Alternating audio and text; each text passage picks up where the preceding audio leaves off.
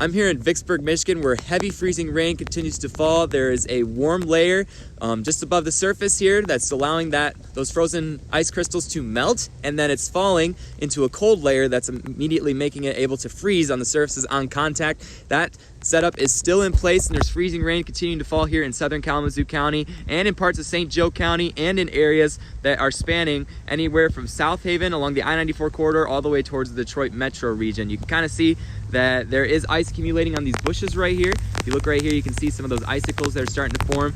There is the expectation that there's going to be a 1/4 inch of ice here, maybe even more.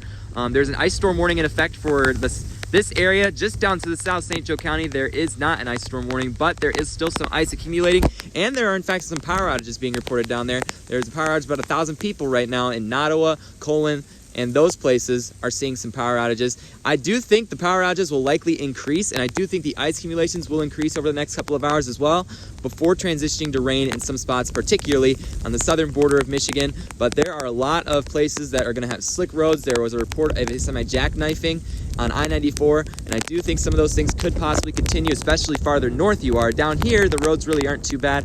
We do have roads that are still going rather smoothly. Haven't really heard any reports of accidents down here. I think it's those areas farther north where the temperature still remains a little bit colder. Temperature is right at freezing here, about 31, 32 degrees, and I do think once we start to see that temperature rise with the passing of the warm front, we'll see a transition to rain. But I don't think it's going to be enough to allow this ice to melt fast enough to cause still some damage to power lines. I still think some power outages are going to be possible. There could even be a rumble of thunder or two. There is some instability in the atmosphere that will enable that, and in fact, they just issued a tornado watch for Illinois and southern Illinois, and parts of that region will see some possible tornadoes, some severe weather, and I do think some thunder and lightning can make it up here. I don't see any severe weather, obviously, except the severe weather we're focusing on is that wintry weather. So it's definitely good to stay off the roads right now, as the potential for freezing rain could still cause some slick spots out there, especially if you're farther north in this area. But still, it will be an overall wise decision to stay off the roads for this particular event. Now there's ice freezing to my phone, so I'm gonna make my way back inside.